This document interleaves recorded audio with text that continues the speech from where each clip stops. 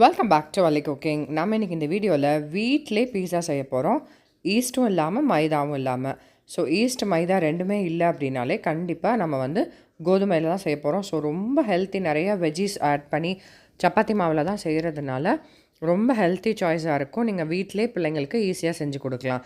இந்த ஹெல்த்தியான பீஸா செய்கிறது எப்படின்னு நம்ம இந்த வீடியோவில் பார்க்கலாம். வாங்க வீடியோக்குள்ளே போகலாம். அதுக்கு ஃபஸ்ட்டு தயிர் வாங்கிக்கணும். கண்டிப்பாக கடையில் வாங்கின தயிராக வாங்கிக்கோங்க. நல்ல பிராண்டடாக வாங்கிக்கோங்க. நான் இப்போ மில்கி மிஸ்ட் வாங்கியிருக்கேன். இது மாதிரி எந்த பிராண்ட்னாலும் ஓகே.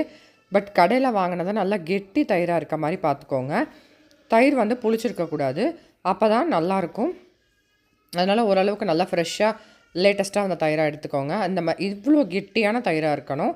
அதில் நம்ம இப்போது ஒரு ஸ்பூன் பேக்கிங் சோடா ஆட் பண்ண போகிறோம். அதை ஆக்டிவேட் பண்ணுறதுக்காக நல்லா விஸ்க் யூஸ் பண்ணி ஃபாஸ்ட்டாக நல்லா அது மோராக சிலுப்ப வேணாம், பட் நல்ல லிக்விட் கன்சிஸ்டன்சியாக வர மாதிரி ஒரு விஸ்க் வச்சு நல்லா பீட் பண்ணிக்கிட்டே வந்தீங்கன்னா இந்த மாதிரி கன்சிஸ்டன்சிக்கு வந்துடும்.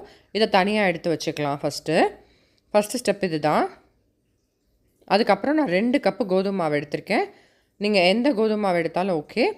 கோதுமை மாவு 2 கப்பு எடுத்தால் அது கூட தேவையான அளவுக்கு உப்பு, அதாவது 1 ஸ்பூன் உப்பு ஆட் பண்ணியிருக்கேன். அதையும் நல்லா வெறுமனை கையில் பிசைஞ்சு விட்ருங்க. இதில் நான் இப்போ பேக்கிங் பவுடர் ஆட் பண்ணிக்கிறேன் 1 ஸ்பூனு. ஸோ ரெண்டையும் கையில் நல்லா பிசைஞ்சு விட்றலாம். ஜஸ்ட் ஒரு மிக்ஸ் பண்ணிக்கலாம். அந்த சால்ட்டும் பேக்கிங் சோடாவும் அது கூட மிக்ஸ் ஆகிறதுக்கு. அதுக்கப்புறம் ஆல்ரெடி நம்ம தயிர் ரெடி பண்ணி வச்சுருக்கோம்ல, அந்த தயிரை ஆட் பண்ணிடலாம். அது 200 கிராம் தயிர். அதனால் 200 ml லைக் ஒரு 1.5 டம்ளர் தண்ணி மாதிரி ஆட் பண்ணிக்கோங்க. அந்த இதிலே மோர் பாத்திரத்திலே ஊற்றி அதையும் அது கூட ஆட் பண்ணிடுங்க. ஸோ பேசிக்லி நம்ம தயிரும் அந்த தண்ணியும் சேர்த்து நம்மளுக்கு 2 கப்பு மாவுக்கு ஒரு 1.5 டம்ளர் வர மாதிரி ஆட் பண்ணிக்கோங்க. நீங்கள் இல்லைனாலும் எக்ஸ்ட்ரா தண்ணி எவ்வளோ வேணாலும் ஆட் பண்ணிக்கலாம். நல்லா அமுக்கி இழுத்து பிசைஞ்சிக்கிட்டே இருங்க. ஒரு 5 to 10 மினிட்ஸாவது நல்லா பிசைங்க. நம்ம நல்லா பிசைய டோ நல்லா கிடச்சிரும் நம்மளுக்கு. ரொம்ப நேரம் பிசைஞ்சிட்டே இருந்தீங்கன்னா இந்த மாதிரி கன்சிஸ்டன்சியில் எல்லாம் சேர்ந்து திரண்டு வந்துடும். அதுக்கப்புறம் நீங்கள் நல்லா எல்லா டைரக்ஷன்லேயும் ஆயில் அப்ளை பண்ணணும். அப்போ தான் நம்மளுக்கு அந்த க்ரஸ்ட் பண்ணும்போது ஈஸியாக இருக்கும். திரும்ப நல்லா பிசைஞ்சிட்டு ஒரு 2-3 ஹவர்ஸ் ஊற வைக்கணும் நம்மளுக்கு. அப்போ தான் அந்த தயிரெல்லாம் மாவு கூட நல்லா செட் ஆகும். 2-3 ஹவர்ஸ் கழித்து இந்த மாதிரி நல்லா வந்துடும் பாருங்கள். இப்போ மாவோட இந்த க்ளூட்டன்லாம் இதுவாகி எவ்வளோ சூப்பராக கிடச்சிருக்கு நம்மளுக்கு. இதை நான் இப்போ 3 பீஸாவாக பண்ண போகிறேன். ஸோ 3 ஈக்குவல் பால்ஸாக நம்ம இதை பிரித்து எடுத்து வச்சுக்கலாம். பிரித்ததுக்கப்புறமும் ஒரு 10 மினிட்ஸ் அப்படியே வச்சுருங்க. நம்ம மைதா ஈஸ்டெல்லாம் போட்டு பண்ணும்போது அது ரைஸ் ஆகும். இது அந்த அளவுக்கு ரைஸ் ஆகாது. பட் ஈவன் தோ நம்ம பிரித்து வச்சிடலாம். அதுக்கப்புறம் ஒரு கடாயில் கொஞ்சமாக ஆயில் ஆட் பண்ணிக்கோங்க. அதில் மஷ்ரூமை ப்ளெயினாக ரோஸ்ட் பண்ணிக்கலாம். எதுவும் மசாலாலாம் இல்லை. ஜஸ்ட் ஆல்ரெடி நான் மஷ்ரூமை வெந்நீரில் போட்டு வச்சுட்டேன். அதை சின்ன சின்ன பீசஸாக கட் பண்ணிவிட்டு ஆயிலில் போட்டு வச்சுக்கிட்டேன். அதே ஆயிலில் திரும்ப பன்னீரை ஆட் பண்ணிக்கலாம். 200 கிராம் பன்னீர் எடுத்திருக்கேன். அதை க்யூப்ஸாக கட் பண்ணி அதையும் அதே ஆயிலில் ஆட் பண்ணிக்கிறேன். அதுக்கப்புறம் கொஞ்சமாக உப்பு, லைட்டாக உப்பு போட்டால் போதும். ஆல்ரெடி நம்ம மாவுலலாம் இருக்குது. ஸோ இது பன்னீருக்கு தேவையான அளவுக்கு கொஞ்சமாக உப்பு.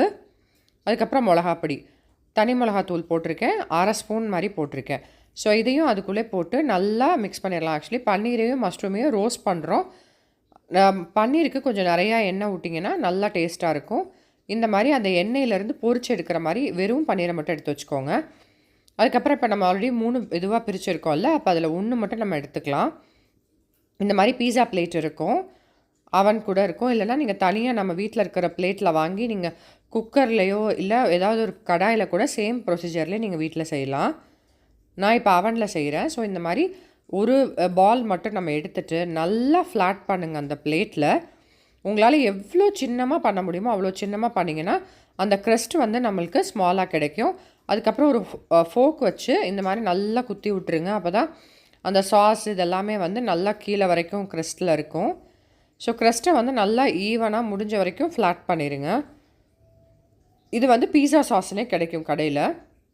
இந்த பீஸா சாஸை அப்படியே ஃபுல்லாக லேயர் ஃபுல்லாக அந்த ஃபஸ்ட் லேயர் ஃபுல்லாக பீஸா சாஸ் தான் இருக்கணும். அந்த மாதிரி ஈவனாக ஸ்ப்ரெட் பண்ணிடுங்க. மேக்ஸிமம் உங்களுக்கு அந்த டேஸ்ட் அப்போ தான் நல்லாயிருக்கும். அதுக்கப்புறம் கேப்சிகமையும் ஆனியனையும் நான் இந்த மாதிரி ஸ்லைசஸாக கட் பண்ணி வச்சுருக்கேன். அதை நீங்கள் உங்களுக்கு எங்கெல்லாம் பிடிச்சிருக்கோ அங்கெல்லாம் ஆட் பண்ணிக்கோங்க. க்ரீன் ஆனியன் கேப்சிகம் தான் இல்லை, எல்லோ, ரெட் என்னென்ன உங்கள்கிட்ட அவைலபிளாக இருக்கோ எல்லா வெஜ்ஜஸையும் சேம் ப்ரொசீஜரில் நீங்கள் ஆட் பண்ணிக்கலாம். அதுக்கப்புறம் நம்ம ஆல்ரெடி லைட்டாக டோஸ்ட் பண்ணி வச்சுருந்த மஷ்ரூம்ஸையும் நான் ஆட் பண்ணிக்கிறேன். அப்புறம் நல்லா எண்ணெயில் பொரிச்சு எடுத்துருந்தோம்ல பன்னீர், அதையும் ஆட் பண்ணிக்கலாம். ஸோ 8 போர்ஷனாக நம்மளுக்கு வந்து டிவைட் பண்ண முடியும் ஃபைனல் பீஸாவை. அதுக்கு தகுந்த மாதிரி நீங்கள் வந்து பன்னீரை பிளான் பண்ணி எல்லா இடத்துலையும் வர மாதிரி வச்சுக்கோங்க. அதுக்கப்புறம் வீட்டிலே 2, 3 வரமிளகா இருக்கும்ல, அதை வந்து மிக்சியில் போட்டு ரெடி பண்ணிங்கன்னா சில்லி ஃப்ளேக்ஸ் ரெடி ஆகிடும். அதை ஆட் பண்ணிக்கோங்க காரத்துக்கு.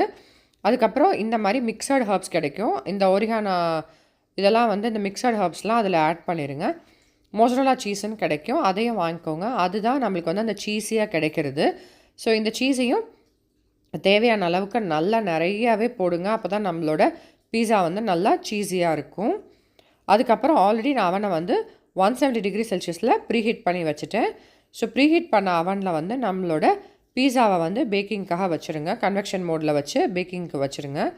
ஸோ அந்த 170 டிகிரி செல்சியஸில் வந்து 20 மினிட்ஸ் பேக் பண்ணி எடுத்தீங்க அப்படின்னா நம்மளோட ஹோம்மேட் பீஸா வந்து சூப்பராக ரெடி ஆகிடும். ஸோ இப்போ நான் வந்து பேக்கிங் ஸ்டார்ட் பண்ணிட்டேன். 20 மினிட்ஸ் கழித்து இந்த மாதிரி சூப்பரான பீஸா நம்மளுக்கு கிடச்சிரும். இதை எடுத்து லைட்டாக ஆற வச்சுருங்க. ஆற வச்சுட்டு பீஸ் பண்ணி எடுத்திங்க அப்படின்னா நம்மளுக்கு வந்து நம்மளோட வீட் பீஸாஸ் வந்து சூப்பர் டேஸ்டியாக கிடச்சிரும். நீங்களும் இதே மாதிரி ட்ரை பண்ணி பார்த்துட்டு எப்படி வந்ததுங்கிறத கூட கமெண்ட்ஸ் பாக்ஸ் மூலமாக ஷேர் பண்ணிக்கோங்க. அது வரைக்கும் stay tune to Valli cooking.